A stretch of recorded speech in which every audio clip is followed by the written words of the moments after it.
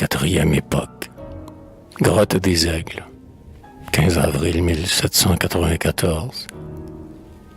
J'ai trouvé ce matin, dans le creux du rocher, le pain que chaque mois le pâtre y vient cacher. De cet homme de bien, pieuse providence, 2 mots l'accompagnaient, redoublés de prudence. Dans nos cités sans Dieu, malheur à qui descend, l'échafaud des martyrs a toujours soif de sang. Brisez, brisez, Seigneur, ces glaives de colère, abrégés en faveur des justes de la terre, ces jours de désespoir et de convulsion, votre nom s'éclipse aux yeux des nations.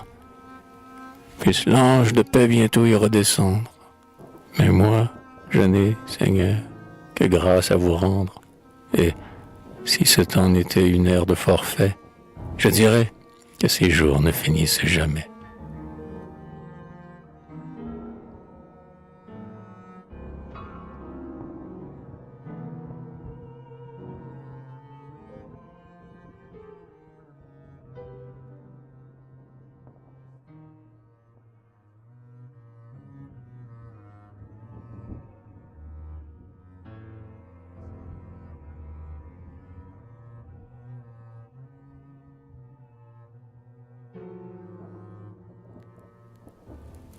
La grotte, 6 mai 1794. Il y a des jours de luxe et de saisons choisies, qui sont comme les fleurs précoces de la vie, tout bleu, tout nuancé d'éclatantes couleurs, tout trempé de rosée et tout fragrant d'odeur, que de nuits d'orage on voit parfois éclore, qu'on se voit un instant, qu'on respire une aurore, et donc comme des fleurs, encore tout enivrées, on se demande après, les ai-je respirés? Tant de parfums tient-il dans ces étroits calices? Et dans 12 moments si courts, tant de délices.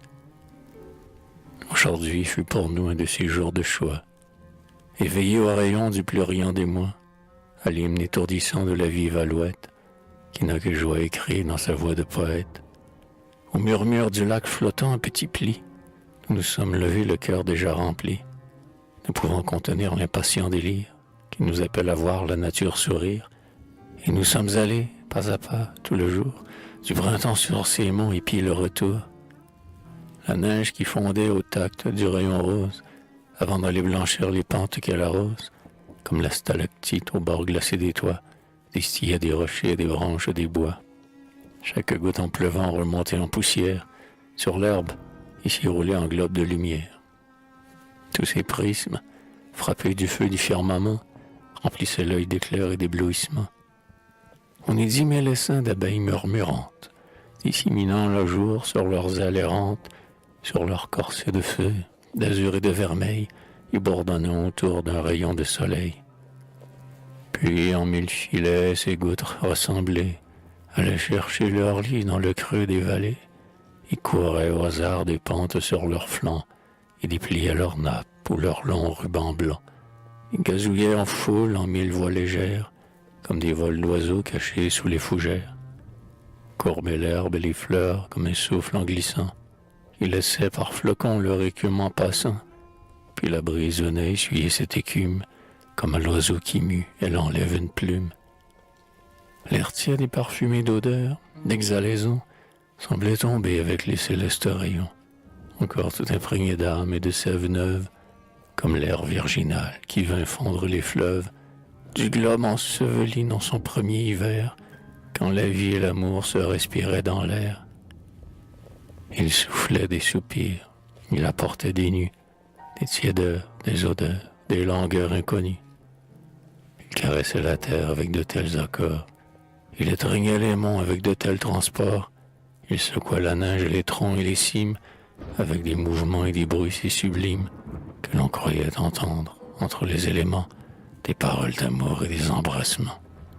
Mais, dans les forts soupirs qui semblaient les confondre, l'eau, la terre, le ciel et l'éther se répondre. Tout ce que l'air touchait s'éveillait pour verdir. La feuille du matin sous l'œil semblait grandir, comme s'il n'avait eu pour été qu'une aurore. Il hâtait tout du souffle, il pressait tout d'éclore.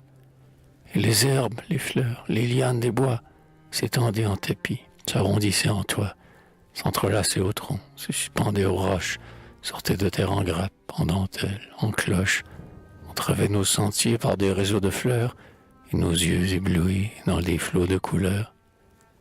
La sève, débordant d'abondance et de force, coulait en gomme d'or des fentes de l'écorce, suspendait au rameau des pampres étrangers, des filets de feuillage et des tissus légers, où les merles siffleurs, les geais, les tourterelles, en fuyant sous la feuille, embarrassaient leurs ailes.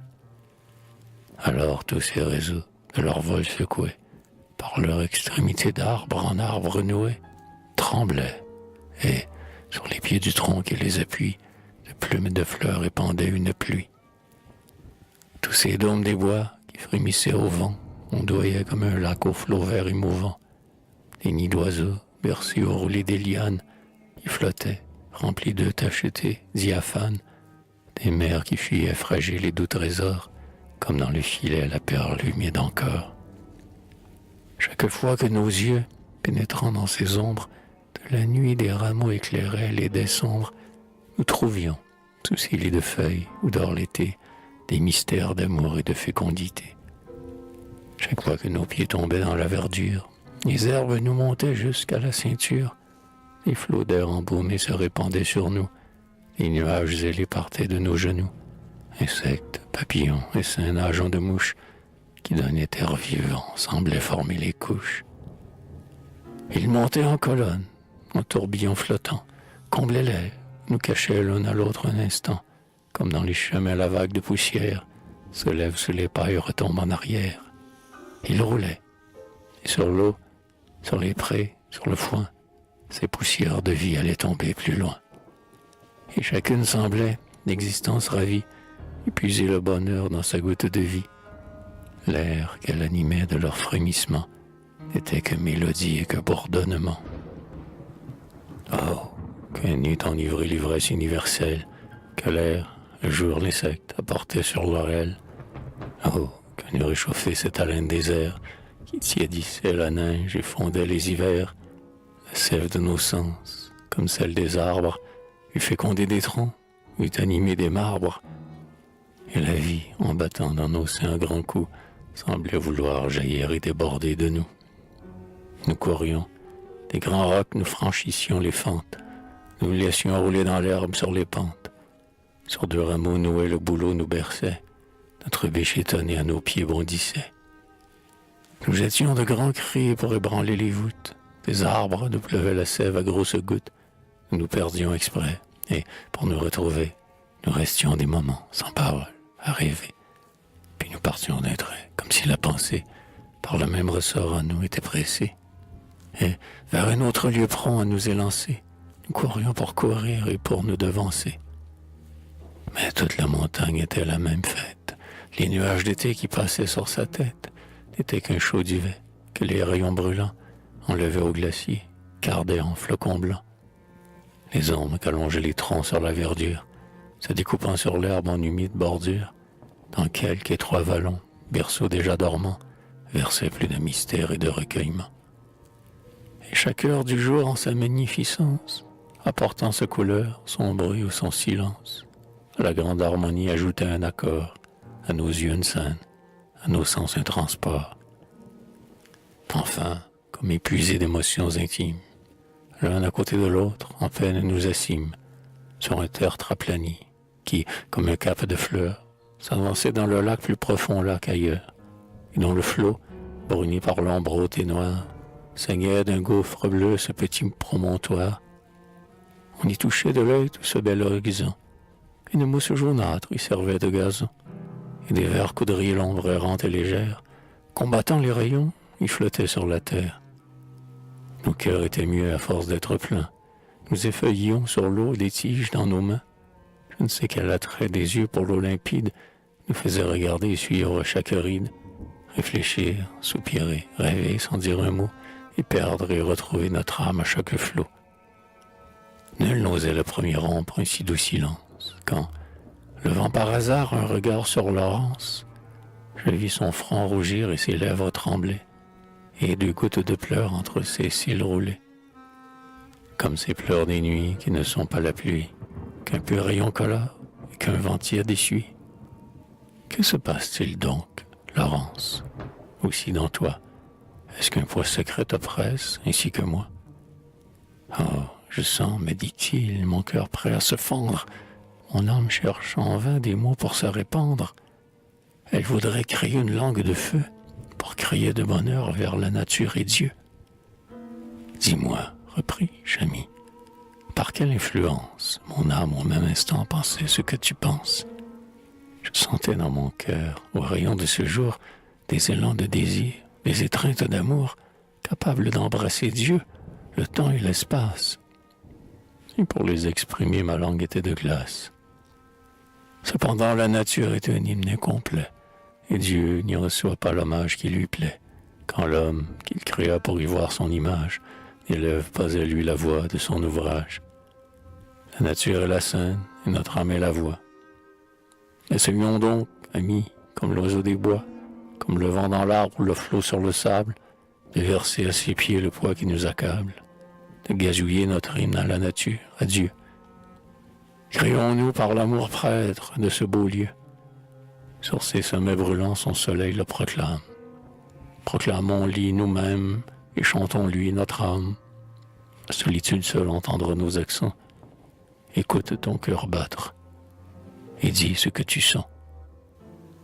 D'où venez-vous, ô vous, brise nouvelle, pleine de vie et de parfums si doux, qui de ces mois palpitants comme nous, faites jaillir au seul vent de vos ailes, feuilles et fleurs comme des étincelles, ces ailes d'or, où les embaumez-vous?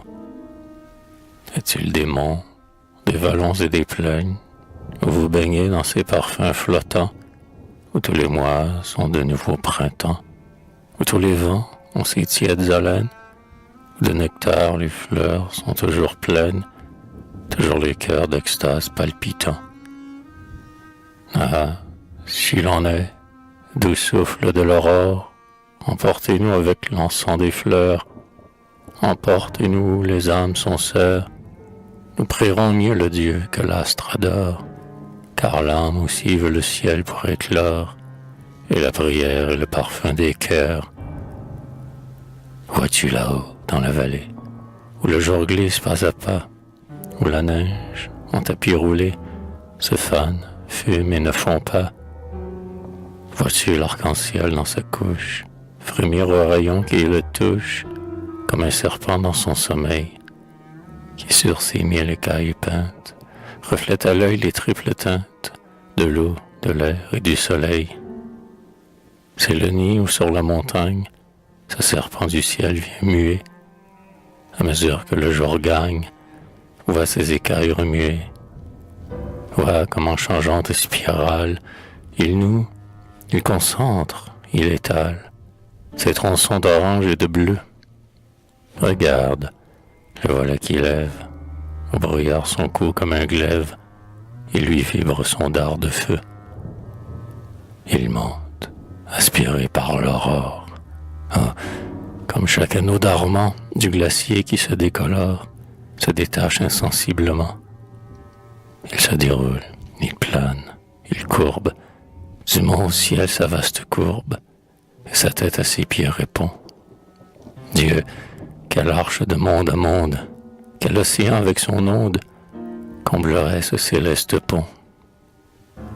Est-ce un pont pour passer tes anges, ô toi qui permets à nos yeux de voir ces merveilles étranges? Est-ce un pont qui mène à tes cieux? Si je pouvais, ô Laurence, monter où cette arche commence, gravir ces degrés éclatants, et, pour qu'un ange m'y soutienne, l'œil au ciel, ma main dans la tienne, passer sur la mort et le temps. Voir dans son nid la muette femelle, du rossignol qui couvre ses 12 œufs, comme l'amour lui fait enfler son aile, pour que le froid ne tombe pas sur eux. Son cou, que dresse un peu d'inquiétude, surmonte seul le conque où dort son fruit, et son bel œil, éteint de lassitude, clos du sommeil, se rouvre au moindre bruit. Pour ses petits, son souci la consume, son blanc duvet à ma voix frémit. On voit son cœur palpiter sous sa plume, et le nid tremble à son souffle endormi. À ce doux soin, quelle force l'enchaîne. C'est le chant du mâle dans les bois qui, suspendu sur la cime du chêne, fait ruisseler les ondes de sa voix. L'entends-tu distiller goutte à goutte ses lents soupirs après ses vifs transports, puis son arbre étourdissant la voûte fait écumer ses cascades d'accords. Un cœur aussi dans ses notes palpite, l'âme s'y mêle à l'ivresse des sens. Il lance au ciel l'hymne qui bat si vite, où d'une larme il mouille ses accents. À ce rameau qu'il attache lui-même, et qui le fait s'épuiser de langueur, c'est que sa voix vibre dans ce qu'il aime, et que son chant y tombe dans un cœur. De ses accents, sa femelle ravie veille attentive en oubliant le jour. La saison suit, le fait clos, et sa vie n'est que printemps, que musique et qu'amour. Dieu de bonheur, que cette vie est belle. En mon sein je me sens aujourd'hui assez d'amour pour reposer comme elle, et de transport pour chanter comme lui. Vois-tu glisser entre deux feuilles, ce rayon sur la mousse où l'ombre traîne encore, qui vient obliquement sur l'herbe que tu cueilles, s'appuyer par le beau comme un grand levier d'or. L'étamine des fleurs qu'agite la lumière y monte en tournoyant en sphères de poussière. L'air y devient visible, et dans ce clair milieu, on voit tourbillonner des milliers d'étincelles, d'insectes colorés, d'atomes bleus et d'ailes qui nagent en jetant une lueur de Dieu. Comme ils gravitent en cadence, nouant et dénouant leurs vols harmonieux, des mondes de Platon croiraient voir la danse, s'accomplissant au son des musiques des cieux. L'œil ébloui se perd dans leur foule innombrable. Il en faudrait un monde à faire un grain de sable. Le regard infini pourrait seul les compter. Chaque parcelle encore s'y poudra en parcelle. C'est ici le pied de l'éclatante échelle que de l'atome à Dieu l'infini voit monter. Pourtant, chaque atome est un être. Chaque globule d'air est un monde habité. Chaque monde y régit d'autres mondes peut-être, pour qui l'éclair qui passe est une éternité. Dans leur lueur de temps, dans leurs gouttes d'espace, ils ont leur jour, leur nuit, leur destin et leur place. La pensée et la vie circulent à flot, et, pendant que notre œil se perd dans ces extases, des milliers d'univers ont accompli leur phase, entre la pensée et le mot. Oh Dieu, que la source est immense, d'où coule tant de vie, où rentre tant de mort, que perçant l'œil qui porte à de telles distances, qu'infini le regard qui veille à tant de sorts, que d'amour dans ton sein pour embrasser ces mondes, pour couver de si loin ces poussières fécondes, descendre aussi puissant des soleils aussi ronds, et comment supporte l'éclat dont tu te voiles, comment te contempler au jour de tes étoiles, Dieu si grand dans un seul rayon. Oh, comme ce rayon, que son regard nous touche, lui qui descend en haut jusqu'à ses profondeurs. Puis son oreille entendre sur ma bouche l'humble bégaiement de nos cœurs, lui qui, du sein de ses splendeurs, entend le battement des ailes de la mouche, noyé au calice des fleurs. Qu'il nous garde en ce lieu pour savourer ensemble les trésors que sa main dans le désert assemble. Comme deux rossignols au même nid éclos, enseignons-nous l'un l'autre à chanter ses retraites, de la voix de la terre expirant sur ses crêtes. Soyons en lui les derniers échos. Qu'un seul souffle pour lui sorte des deux poitrines, qu'il nous fasse un seul sort, qu'il nous cueille en commun.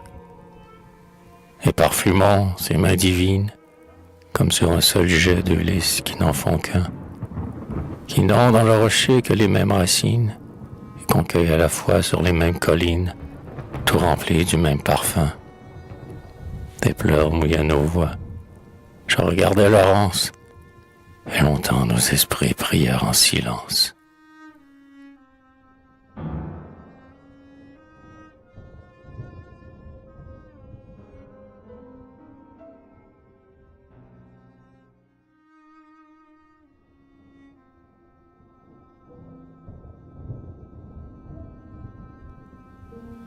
25 juillet 1794.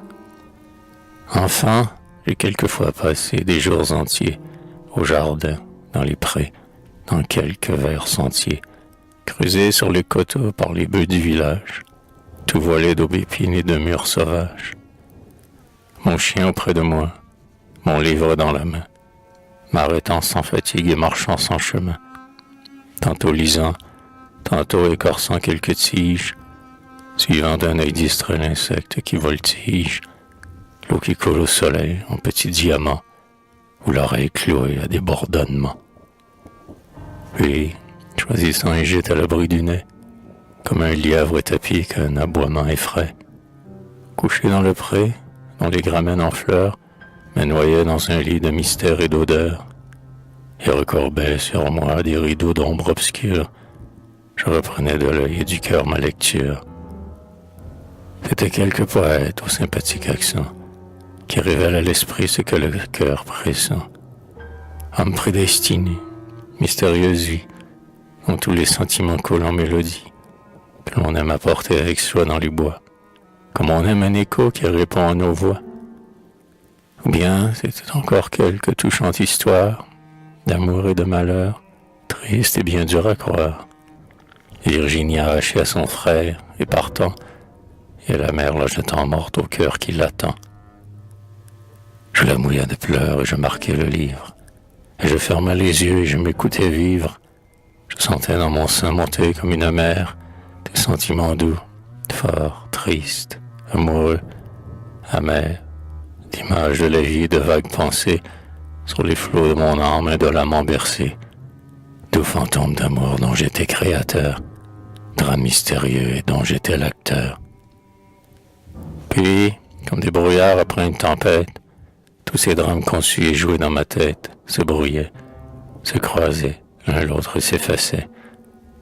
Mes pensées soulevées comme un flot s'affaissaient. Les gouttes se séchaient au bord de ma paupière. Mon âme transparente absorbait la lumière. Et, sereine et brillante avec l'heure et le lieu, d'un élan naturel se soulevait à Dieu. Tout finissait en lui comme tout y commence, et mon cœur apaisé s'y perdait en silence. Et je passais ainsi sans m'en apercevoir, tout un long jour d'été, de l'aube jusqu'au soir, sans que la moindre chose intime, extérieure, m'en indiquât la fuite, et sans connaître l'heure, qu'au soleil qui changeait de pente dans les cieux, au jour plus pâlissant sur mon livre ou mes yeux, au serein qui des fleurs humectait les calices, car un long jour n'était qu'une heure de délices. Eh bien, cette doux été dont j'achève le cours n'a pas duré pour moi plus qu'un de ces beaux jours.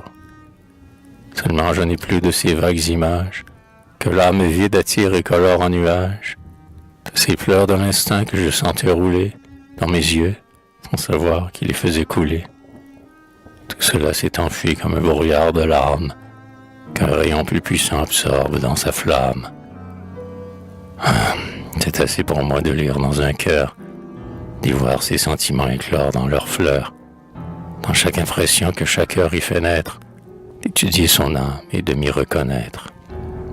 Moi, tout entier, mais moi plus jeune de 6 ans, sous des traits plus naïfs, plus doux, plus séduisants, dans cet étonnement tendre que toute chose donne au premier contact, à l'âme à peine éclose, dans la limpidité de l'eau de ce bassin, avant qu'un rameau mort soit tombé dans son sein. Aussi je ne lis plus. Moi, lire, quel poème égalerait jamais la voix de ce qu'on aime? Quelle histoire touchante emporterait mon cœur dans une fiction égale à mon bonheur? Quel vers vaudrait pour moi son âme? Et quelle page disputerait mes yeux à son charmant visage? Quand, sous ses blonds cheveux se dérobant au jour, il rougit d'amitié comme on rougit d'amour, et que, pour me cacher cette onde enfantine, il m'embrasse en collant son front sur ma poitrine. Aussi, depuis qu'un cœur bat enfin sur le mien, tous mes instincts sont purs et me portent au bien. Mon âme, qui souvent tarie dans la prière, nage toujours en moi dans des flots de lumière. Une telle clarté m'échauffe dans ses yeux. Le timbre de sa voix m'est si mélodieux.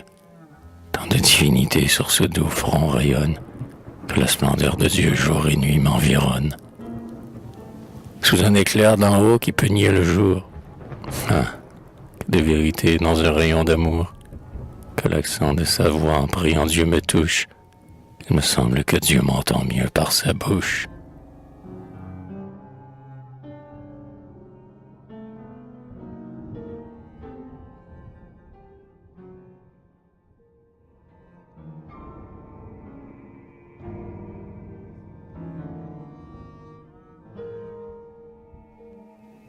« 15 octobre 1794.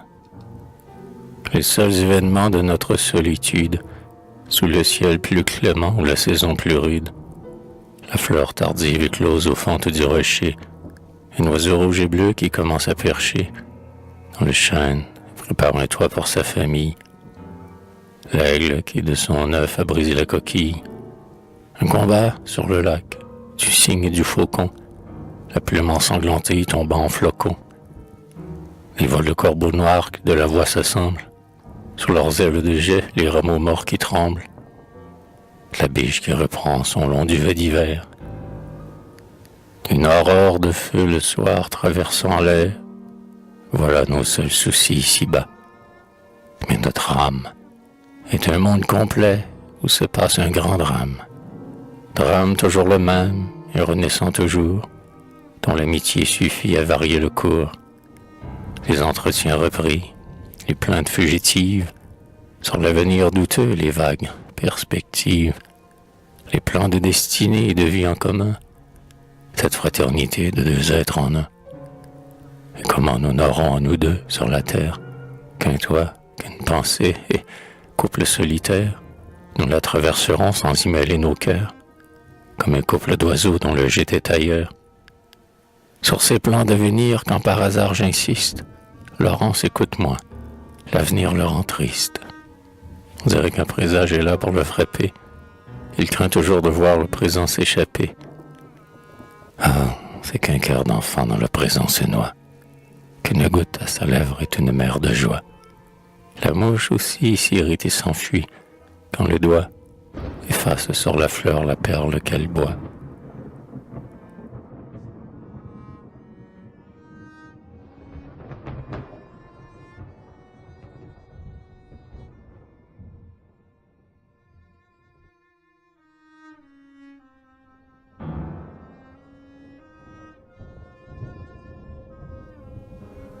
« 1er novembre 1794. Ce soir, un doux retour des vents chauds du midi balayait de nos monts le sommet attiédi. Triste et tendre soupir que ce vent nous apporte, dernier baiser d'adieu sur une saison morte. Le ciel était profond et pur comme une mer, et dans ses profondeurs on voyait s'allumer les foyers de soleil aux lueurs argentines, comme un feu de berger le soir sur les collines. La lune sur un pic brillait comme un glaçon, et sur les eaux du lac couraient en blanc frisson des chênes dépouillés de leurs cimes touffues, les squelettes dressés à leurs longues branches nues.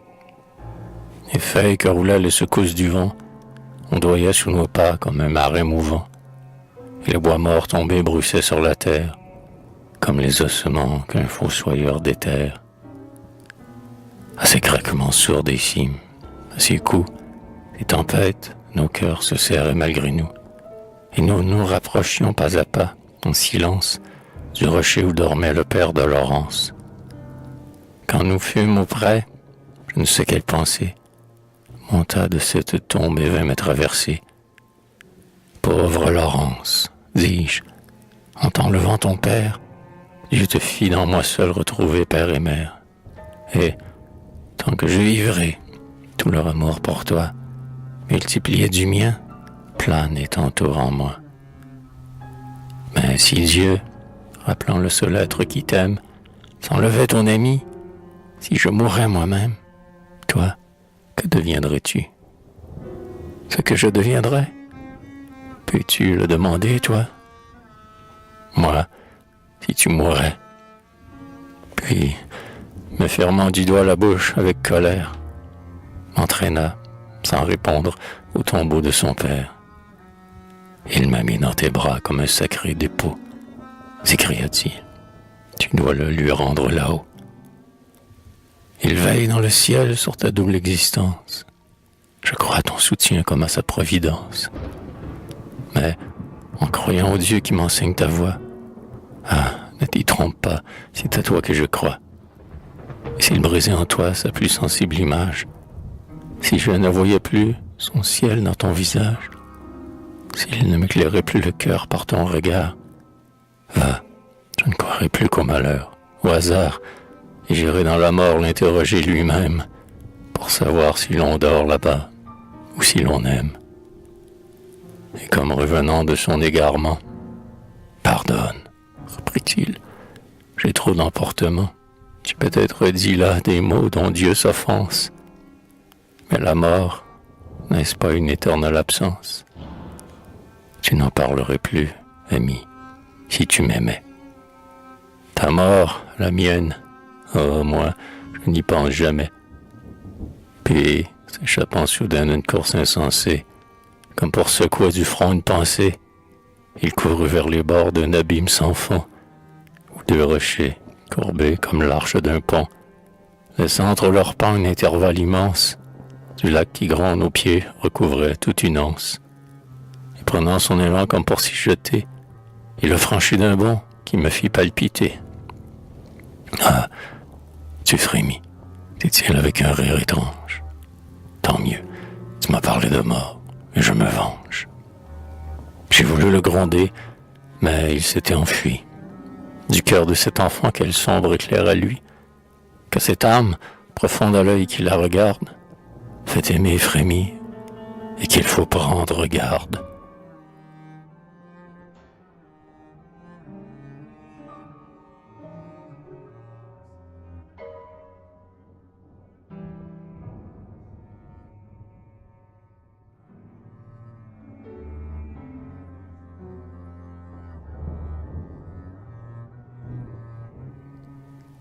« 6 novembre 1794. Ici l'hiver précoce est déjà descendu. Le linceul de la terre est partout étendu. Les vents roulent sur nous des collines de neige. Ah, béni soit le roc dont l'antre nous protège, car nous ne pourrions plus faire un pas sans péril, hors de l'obscur abri qui cache notre exil. On ne distingue plus les vallons de leurs cimes, les torrents de leurs bords, les pics de leurs abîmes. Le déluge a couvert d'un océan gelé les gorges, les sommets, et tout est nivelé. Et les vents, des frimas labourant la surface, font changer chaque nuit les collines de place. La biche même tremble, et, ne nous quittant pas, sur la plaine trompeuse hésite à faire un pas. L'arche par où ces monts touchent à la vallée, d'une énorme avalanche aujourd'hui s'est comblée. Et, comme dans une île inaccessible aux yeux, nous tiendra renfermés jusqu'au mois pluvieux.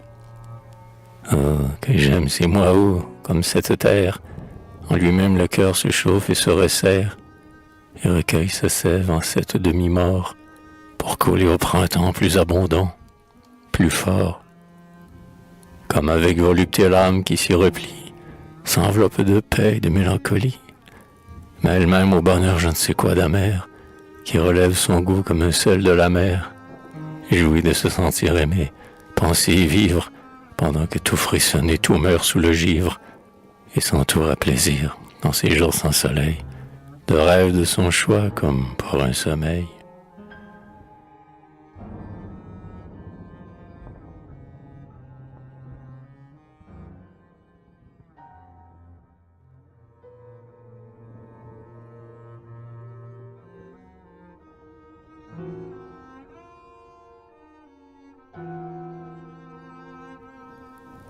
« 7 décembre 1794. La foudre a déchiré le voile de mon âme. Cet enfant, cet ami, Laurence est une femme. Cette aveugle amitié n'était qu'un fol amour. Ombre de ces rochers, cachait ma honte au jour. Elle dort, la poitrine un peu moins pressée. La fièvre en mousse ensuite égare sa pensée. Mon père, Jocelyn, où sont-ils tous deux? Morts. Ses pieds veulent courir. Oh, dors, pauvre enfant, dors. Jocelyn vit encore pour te rendre la vie. Mais, oh, qu'elle te soit rendue au ravi, il vit l'âme en suspens entre ces deux malheurs. Mort pour toi si tu vis, et mourant si tu meurs. L'heure a versé sa paix sur son front qui sommeille. Ses pieds sont moins glacés dans mes mains. Quelle veille, quel jour et quelle nuit, et demain et toujours. Quel repos, quel réveil, quelle nuit et quel jour. Est-ce un rêve d'un an que j'ai fait dans ces ombres? Mon cœur nage incertain comme sur des mers sombres, ne pouvant ni toucher le fond, ni voir le bord, entre le désespoir, ou le crime, ou la mort. Ah, recueillons un peu mon esprit qui s'égare. D'hier à cette nuit un siècle me sépare. Souvenons-nous, sachons au moins nous retracer, ce gouffre qu'un instant nous a fait traverser. Repassons pas à pas toutes les circonstances, du jour fatal qui rend d'un coup deux existences. Marquons l'heure où, du haut de ma félicité, dans l'abîme sans fond Dieu m'a précipité. Les rayons du matin, colorés par la neige, brillaient comme un appât pour l'oiseau dans un piège. L'air ambiant, plus pur, semblait s'être adouci. Quelque oiseau posait sur le givre durci. Ce jour de mort avait l'éclat d'un jour de fête. La biche impatiente au vent tendait sa tête. Je me sentis tenté de prendre aussi l'essor. Laurence dans sa mousse, hélas, dormait encore. La biche, qui la nuit au bord de ses pieds couche, de peur de l'éveiller, n'osa quitter sa couche. Et, d'un œil inquiet me regardant sortir, comme un pressentiment paraissait m'avertir. Je sortis. La montagne éblouit ma paupière. Tout l'horizon glacé rayonnait de lumière. De chaque atome d'air une lueur sortait. J'ai tenté quelques pas. La neige me portait et craquait sous mes pieds comme un morceau de verre qu'on trouve sous ses pailles qu'on écrase à terre. Je frémis de plaisir et m'élançai plus loin. De mouvement et d'air mes sens avaient besoin. Je courus jusqu'au pont formé par l'avalanche. Je franchis le ravin sur cette croûte blanche, dont la voûte tremblait et grondait sous mes pas, et me cachait les eaux qui mugissaient plus bas. Je voulais profiter de cette arche gelée, pour descendre en deux bonds jusque dans la vallée, et voir si le berger ne serait pas venu apporter quelque chose au dépôt convenu. Je n'y trouvai qu'un mot, gardez-vous de descendre, mot que sa charité d'en bas faisait entendre. Je remontai bien vite, et déjà du matin, le ciel s'était sali comme un dôme d'étain. Il éteignait le jour qui s'efforçait d'éclore, et revenait la nuit 1 heure après l'aurore. Le vent, que le brouillard paraissait renfermer, en remuait les flots comme une lourde mer. Il éclatait parfois dans le choc des orages, comme un coup de canon tiré dans les nuages. Mais, quoiqu'encore bien haut il parut retentir, la montagne en travail semblait le pressentir, et ses vastes rameaux de granit et de marbre craquaient et se tordaient comme les bras d'un arbre. Semblable au brasier vert que l'on vient d'allumer, je voyais la montagne en 1000 endroits fumés. Ces vapeurs de la neige amollissaient la croûte. Mes pieds n'y trouvaient plus une solide route, mais, lourd et sans appui sur ce terrain mouvant, à chaque pas de plus enfonçait plus avant. Je courais, je tremblais que la neige fondue ne fit crouler le pont de glace suspendu, avant que du ravin j'eusse atteint l'autre bord. Mais j'aurais préféré des millions de morts. Que serait devenu loin de moi le seul être qui m'attendait? Hélas, mieux eût valu peut-être. Dieu ne le permit pas. Au suprême moment où le pont s'abîmait sur le gouffre écumant, où l'avalanche, en poudre affaissant sa colline, fondait comme des pans de montagne en ruine, je franchissais le gouffre et l'arche d'un élan. Mais à peine mon pied touchait à l'autre pan, que l'ouragan s'échappe et de toutes les crêtes, fait voler dans les fonds l'écume des tempêtes. La lance en poudre, en flot immense, tournoyant, comble les trois ravins de ces blocs ondoyants, jusqu'aux gueules du pont les dresse, les entasse. L'arc bouton de granit chancelle sous la masse, se précipite et roule, et sur ces noirs sommets, du séjour des vivants nous sépare à jamais. Je m'accrochais des mains aux angles de ravines, qui tremblaient comme un cap que la mer déracine. Le roc concave et cru m'abritait. Ses rebords, du choc de l'avalanche, y préservaient mon corps. J'embrasse cet appui pendant que la tourmente de ses propres débris s'accélère, s'augmente, et passe sur ma tête avec ses vents, ses flots, et sa mer de brouillard flottant dans son chaos. Là, le sein sans haleine et le front sans pensée, comme une feuille morte au rameau balancé. J'attendais que la neige, en dansant pli sur pli, mue du linceul glacé, vivant enseveli. Je voyais, de ma niche, au souffle des rafales, se dérouler au loin les lames colossales, creuser de hauts sillons qui croulaient sur leurs flancs, surmonter leurs sommets par d'autres sommets blancs, se heurter, se briser, s'enfoncer en silence, jusqu'au ciel obscurci jaillir en gerbes immenses, tournoyer en nuages et tomber. Chaque fois que la vague en pleuvant m'enfonçait sous son poids, pour m'arracher du gouffre et revoir la lumière, sous mes pieds, sous mes mains j'écrasais la poussière, et retardant ici l'instant fatal, dressait contre la roche un nouveau piédestal. Oh, quand une lueur me rendait l'espérance, que je bénissais Dieu d'être là sans Laurence, de savoir cet enfant sous la grotte endormi, à l'abri de la mort où luttait son ami. Je ne me doutais pas qu'à ce péril suprême, sa tendresse pour moi l'avait jeté lui-même. Pourtant, dans ce chaos de bruit, de mouvement, à travers le roulis, les coups, les sifflements, au milieu d'une pause et d'un affreux silence, 2 fois je crus entendre, éteint par la distance, parmi les cris du vent, des cris aigus courir, mon nom inachevé dans des sanglots mourir. Mon cœur avait frémi, mais c'était impossible. L'ange même de Dieu, dans la mêlée horrible de la neige et du vent luttant pour l'entasser, sur des ailes de feu n'eût pas osé passer. Je ne sais pas combien dura cette agonie.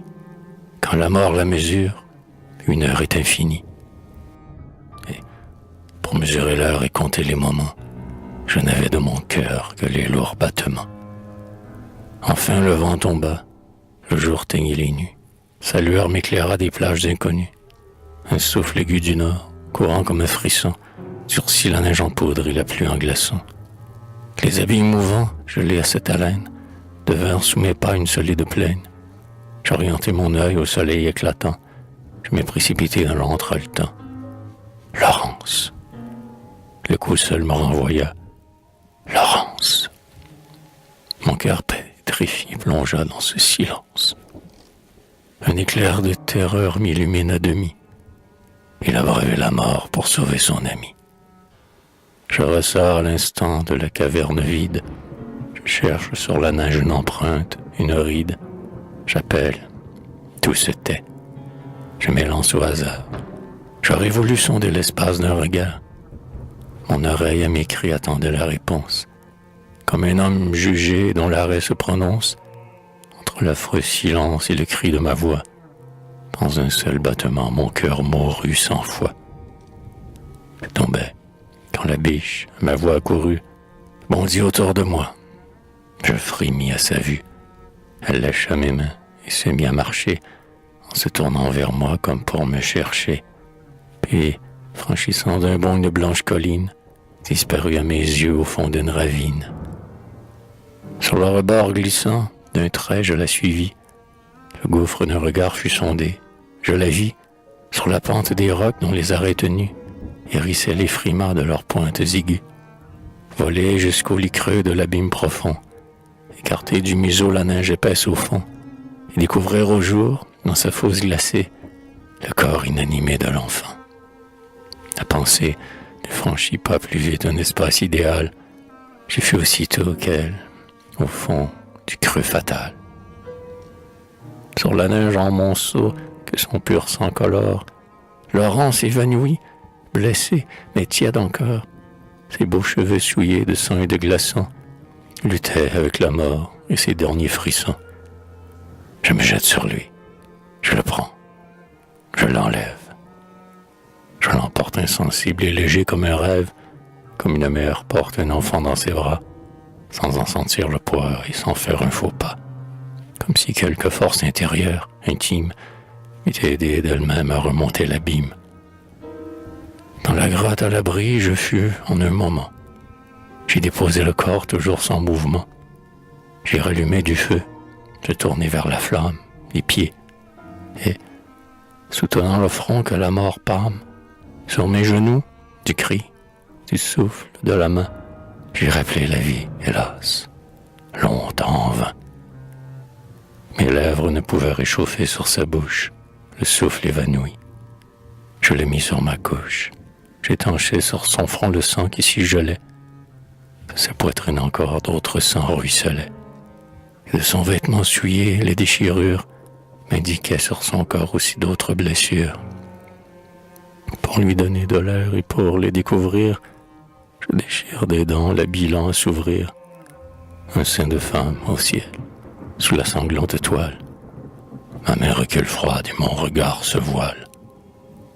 Mon front tourne et bourdonne et bat sans sentiment, et je ne sais combien dure l'affreux moment. Cependant le péril me rend la nature. Le sang, que le froid glace au bord de la blessure, rentre dans la poitrine et semble l'étouffer. Rien là pour l'humecter, rien pour le réchauffer.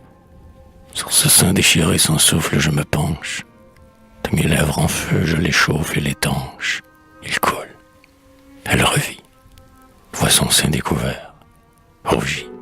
Ferme son œil et ne l'a plus rouvert. De ses sens affaiblis, le délire s'empare.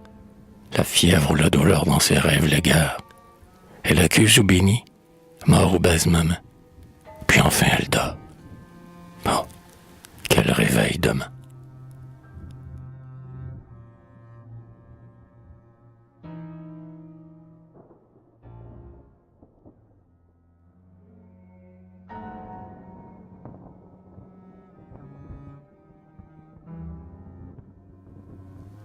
Le 8 décembre 1794. Le matin.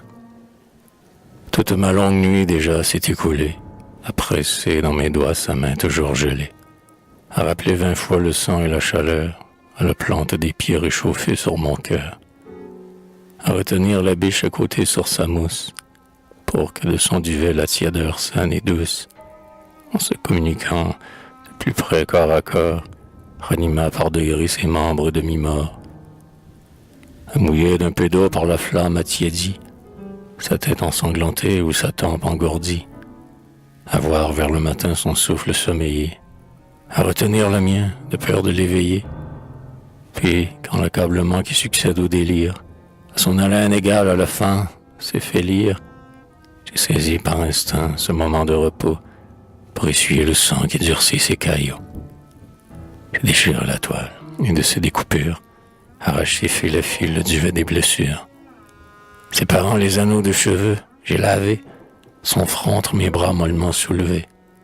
Son flanc déchiré, j'ai, d'une large bande, fermé, sous un lin pur, la blessure plus grande, et déposé le corps doucement recouché, tout tremblant, comme si ma main avait touché un enfant endormi retourné dans ses langes, ou comme un vil mortel qui toucherait des anges.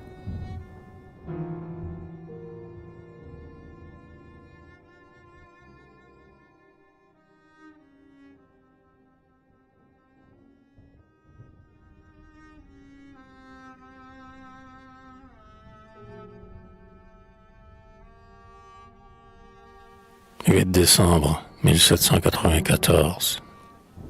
Le soir, elle a jeté sur toi un regard interdit, puis, d'une voix éteinte et tendre, elle m'a dit « Il est donc vrai, tu sais, si je n'ai plus qu'une heure à vivre, oh, Jocelyn, pardonne, et que je meure. Je t'ai trompé, mon père ainsi l'avait voulu, Je devais respecter mon serment absolu. Il m'avait interdit, à son moment suprême, de révéler mon sexe à personne, à toi-même. Soit que sous cet habit qui dut me protéger, il crut de son enfant les jours moins en danger, soit qu'il eut je ne sais quelle autre prévoyance. Je devais à son ordre aveugle obéissance. Ah, qu'il m'en a coûté de me cacher de toi. Ah, j'aurais dû penser que j'outrageais ta foi, que nous n'étions pas deux, que mon âme et la tienne n'ont rien qui ne se mêle et qui ne s'appartienne. Faut-il te l'avouer? Souvent je le pensais, souvent je résolu, souvent je commençais, mais toujours, au moment de trahir mon mystère, je ne sais quelle main me forçait à me taire. J'avais trop attendu déjà, je n'osais plus.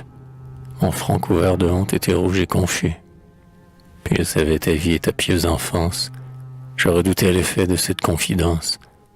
J'avais peur du regard que tu me jetterais, du son de voix, du mot froid que tu me dirais. Ce mot pour moi, c'était ou la mort ou la vie. Je mourrais à tes pieds si tu m'avais banni. Oh, pourrais-je risquer, contre un précoce aveu, 100 fois plus que ma vie à ce terrible jeu? J'aimais mieux me fier à cette destinée qui m'avait de si loin dans ton ombre amené, jouir du jour au jour et remettre à plus tard, tout attendre de Dieu, du moment, du hasard. Ah, ce hasard fatal n'est venu que trop vite. Mais si ta main se ferme, si ton cœur hésite, oh, dis-moi, Jocelyn, je ne le saurais pas. J'ai cherché la tempête et la mort sous tes pas. Avec joie à la mort, j'ai couru pour te suivre. L'abîme me prend seul, et toi te laisse vivre. Tu sais tout, mais je meurs. Dis, me pardonnes-tu? Oh, les anges du ciel ont-ils cette vertu? Peuvent-ils leurs mains, sans pitié pour eux-mêmes, se déchirer en deux dans le cœur qui les aime? Pour moi, faible mortel, fait de sang et de chair, je n'ai pu me frapper sur un être si cher, et, repoussant l'amour dans le sein qui se donne, briser notre âme en deux. Ah oui, je te pardonne, lui dis-je, enfant ou sœur, pauvre être abandonné, l'amour que je te donne et que tu m'as donné. De tous les noms sacrés dont sur terre on s'adore, je te nomme, et je t'aime, et j'en invente encore. Vis pour les entendre et les répéter tous, que Dieu nous illumine et dispose de nous, ce ciel où ses mains nous ont portés d'avance, comme deux esprits purs vivant en sa présence. Et laissons-lui le soin, à lui seul, de nommer l'amour ou l'amitié dont il faut nous aimer.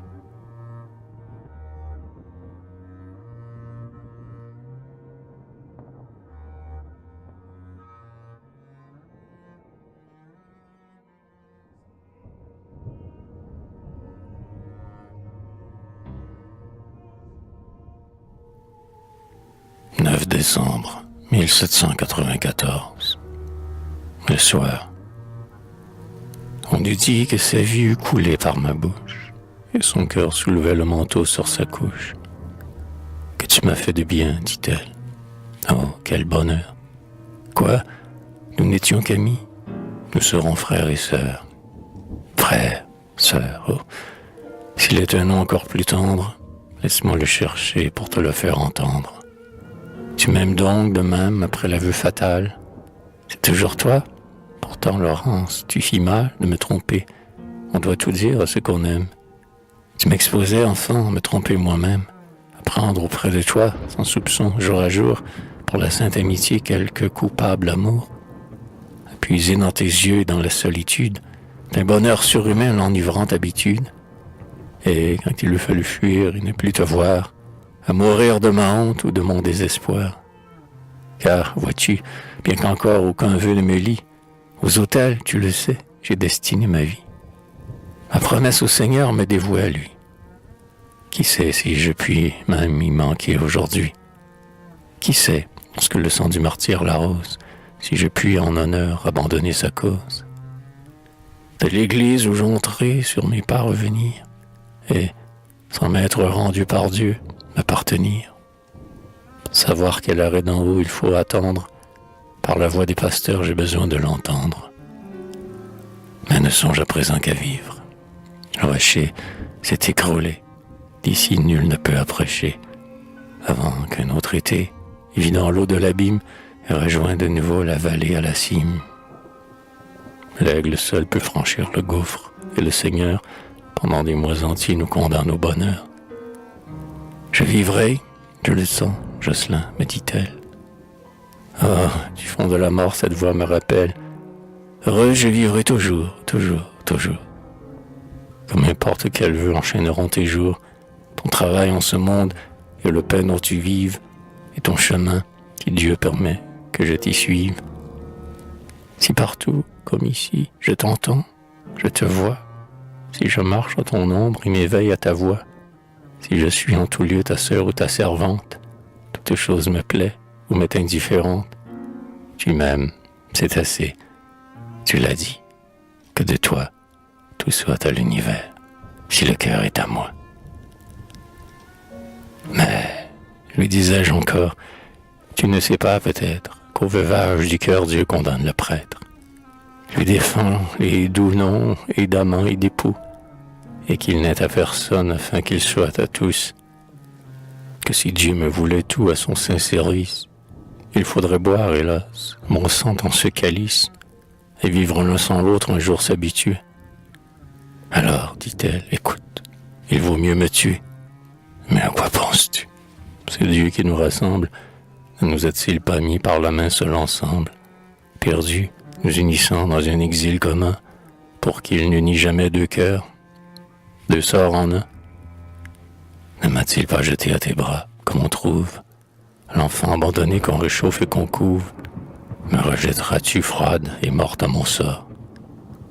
Lui diras-tu, Seigneur, mon frère unique est mort? Lui consacreras-tu comme un encens ta vie et la mienne? Ouais, la mienne, après l'avoir ravie. N'en maudirait-il pas l'abominable don? N'appellerait-il pas ton remords par mon nom? Oh non, sa volonté n'est plus un vain problème. Je me fie à l'arrêt qu'il a porté lui-même, à cet isolement complet dans ce désert, au seul cœur ici-bas que sa main m'est ouvert, à ce renversement des choses de la terre, qui rend notre bonheur lui-même involontaire. Ah oui, grâce à ce Dieu, mon bonheur est à loi. Ni bonheur, ni vertu dans ce monde, sans moi. J'hésitais.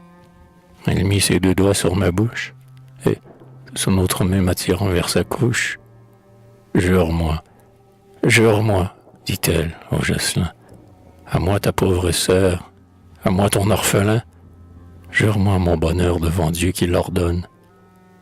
Je jure de mourir, moi, si tu m'abandonnes. Et je sens que ma vie ou ma mort en suspens à sortir de ton cœur dans le mot que j'attends. Et ses yeux sur les miens, et sa bouche entr'ouverte, implorait, aspirait son triomphe ou sa perte. Ah, mon cœur tout entier criait pour elle en moi. Un regard lui donna le gage de ma foi, et sur sa pâle main à lèvres qui se colle, la retint à la vie avec une parole.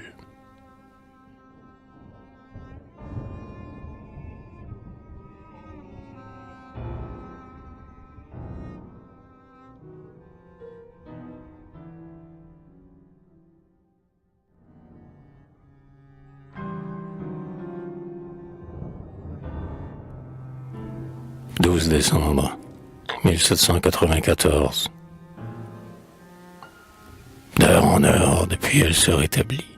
Pour la première fois, elle a quitté son lit, et, d'un pas chancelant, sur mon bras appuyé, elle a voulu marcher sur la neige essuyée, au soleil de décembre. Éclairas-tu jamais une plus pâle fleur d'hiver sur ses sommets? Que j'aimais à sentir ce poids de sa faiblesse, à porter sur mon sein ce beau corps qui s'affaisse, penser que sans moi ses pas, ses faibles pas, n'auraient pu soutenir ce que portait mon bras, à rendre devant nous sa route plus unie, à pétrir la glace ou la neige aplanie, de peur que son beau pied, qu'elle venait blanchir, ait à se soulever trop haut pour les franchir. Et comme son regard et comme son sourire, et comme le bonheur qui dans ses traits respire, et comme de son cœur le tendre battement, sensible sur mon bras malgré son vêtement, pour me récompenser des soins de ma tendresse, m'enivrait de sa vue et n'était que caresse.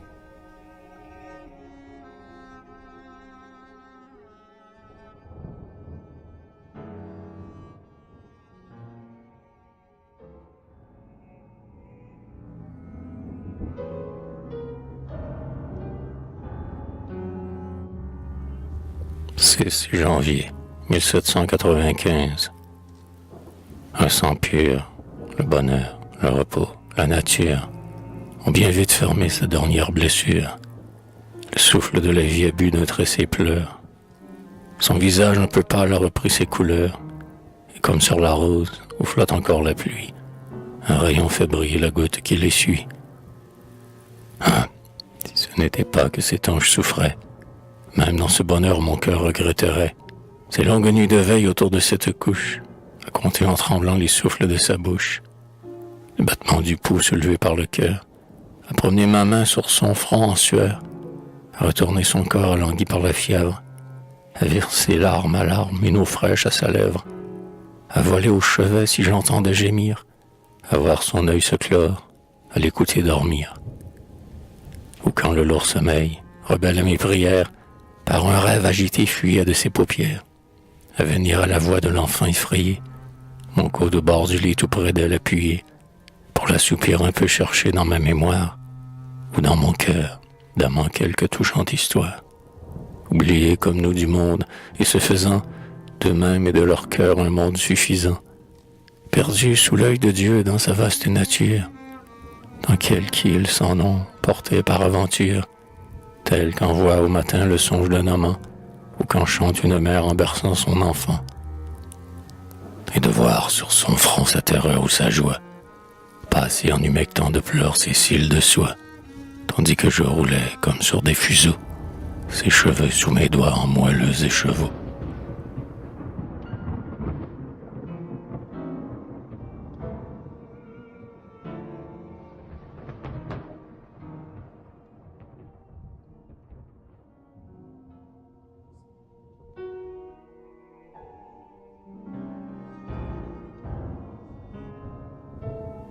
Février 1795.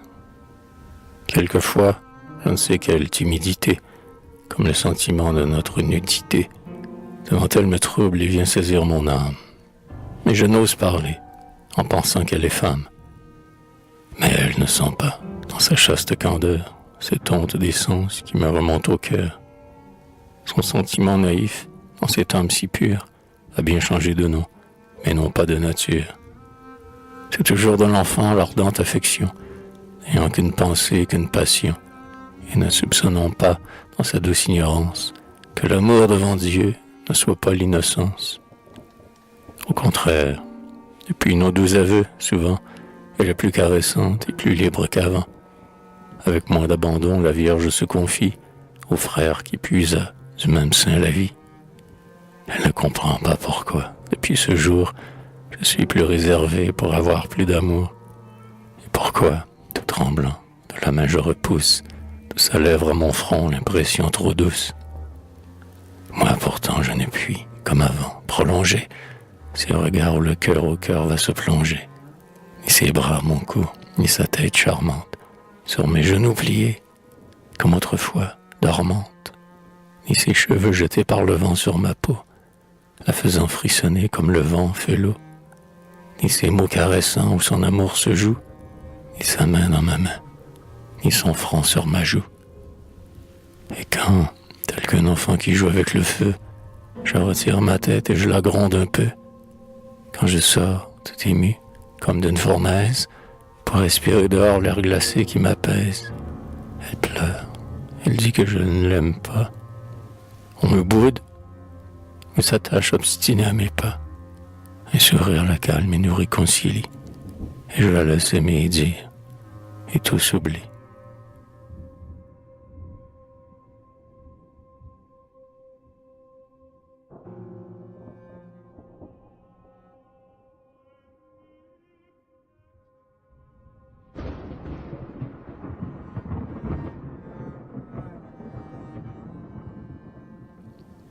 Mars 1795.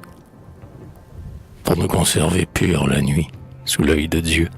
Après avoir prié, nous nous disons adieu. Chacun va chercher sa couche solitaire, elle sous le rocher, moi dehors sur la terre. Dans un abri de mousse et de feuillage obscur, que je me suis creusé sous le rebord du mur. Là, comme un chien fidèle, au seuil de son asile, je lui garde sévi son sommeil tranquille. Rien ne pourrait venir la troubler du dehors, sans m'éveiller moi-même et passer sur mon corps. Ah, que j'aime à sentir, sous la pluie ou la neige, que des rigueurs de l'air cet abri la protègent. Que je garde ce prix cet ange du Seigneur, sacré et tout à lui jusqu'au jour du bonheur, jusqu'à l'heure où sa main, qui bénit ceux qui s'aiment, dans mon sein altéré la jettera lui-même. Quelle douce pensée. Ah oui, mais quel effort de savoir qu'elle est là, si près, qu'elle y dort, qu'elle y veille peut-être, et, par l'amour bercé, s'y retourne 100 fois sous la même pensée, que l'ange de Dieu seul voit ses chastes appâts, qu'entre le ciel et moi je n'aurai qu'un seul pas. Ah, que de fois, chassé de ma brûlante couche, le cri de mes désirs étouffés sur ma bouche, ainsi qu'un insensé qui se lève la nuit, fuyant dans les frimas l'image qui me suit, comme un fan égaré qui cherche sa compagne, pour fatiguer mes pagères sur la montagne. De ma poitrine en feu j'aspire les vents froids, je pétris du glacier les cristaux dans mes doigts, jusqu'à ce qu'énervé de fatigue et de veille, sur ma couche transie un moment je sommeille.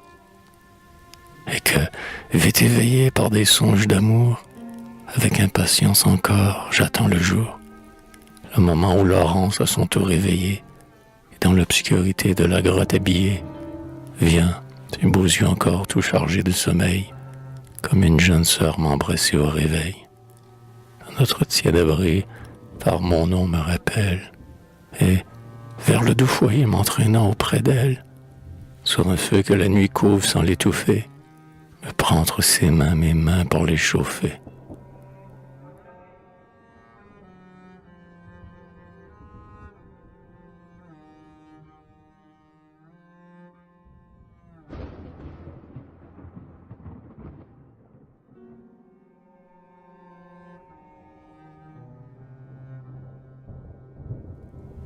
« 16 mars 1795. Je ne sais quel respect à tant d'amour se mêle, et s'accroît tous les jours dans mon âme pour elle. Comme un dieu, je craindrais du doigt de la toucher. À ses pieds quelquefois je voudrais me coucher, pour que cet être, roi de toute la nature, me foulât sous son pas comme sa créature. Plus son sourire est tendre et son regard m'est doux, plus je sens le besoin de tomber à genoux, de consacrer mon cœur en lui rendant hommage et d'adorer mon Dieu dans ce divin ouvrage. Pour ne pas offenser ses sentiments chrétiens, devant elle, tremblant, pourtant je me retiens. Mais quand elle se baisse ou détourne la tête, qu'elle marche un moment devant moi, je m'arrête. Je contemple sa forme avec recueillement, comme un être éthéré tombé du firmament, dont l'émanation éclaire la lumière et dont le pied céleste honore la poussière. Je suis avec les miens les traces de ses pieds, comme si ce contact les eût sanctifiés.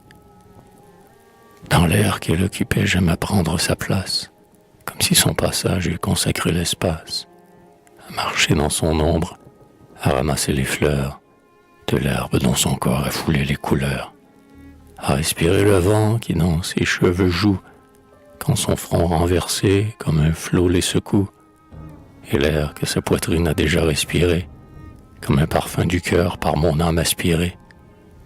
Il semble qu'un contact avec ce que j'adore, à cet être divin, moi mortel, m'incorpore, et que de mon néant un regard de ses yeux pourrait, s'il le voulait, me soulever aux cieux. Amour, dont les hommes en savent seuls le mystère, tu fais plus. Ton regard met leur ciel sur la terre.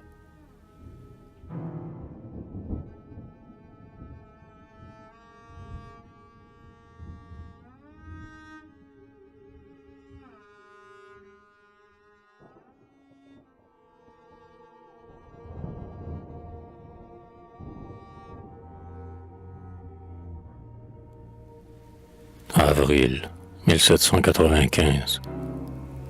Oh, quel plan nous faisions sous l'arbre ce matin, que ce présent pour elle, encore de lointain, que j'aimais à la voir, avec l'air du délire, avec ses yeux rêveurs, qui si loin semblaient lire.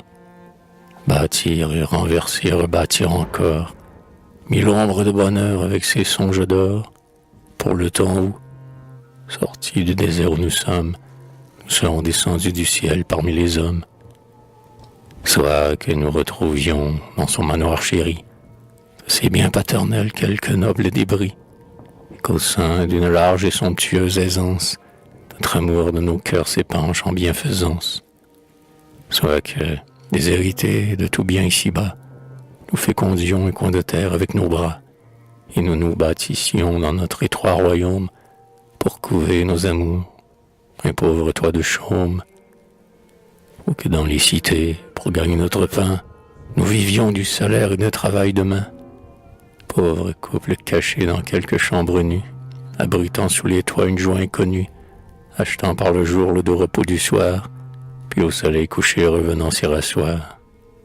Et rendre grâce à Dieu dans la reconnaissance de ce bonheur obscur caché sous l'indigence, de cette chaste couche où l'amour les bénit, de ces oiseaux en cage et chantant sur leur nid, et de ces beaux enfants qui sur la terre, nus, entre leurs berceaux et les pieds de leur mère.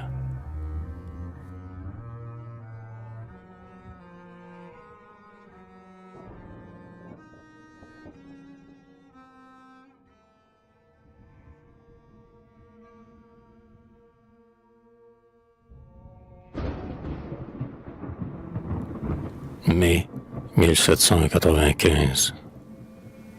Un enfant. Ce nom couvre l'œil d'un nuage. Un être qui serait, elle et moi, notre image.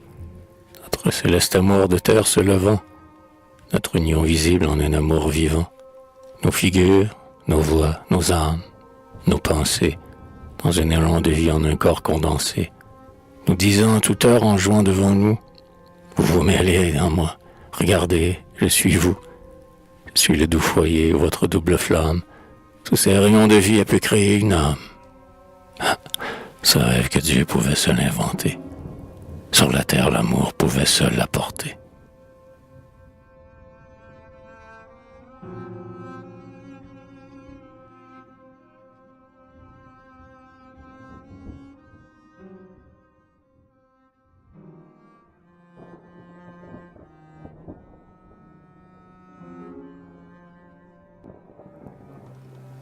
Mai 1795. Le jour succède au jour, le mois au mois, l'année, sur sa pente de fleurs déjà roule entraînée. À tout moment, mon Dieu, je tombe à vos genoux. Est-ce que votre ciel a des soleils plus doux?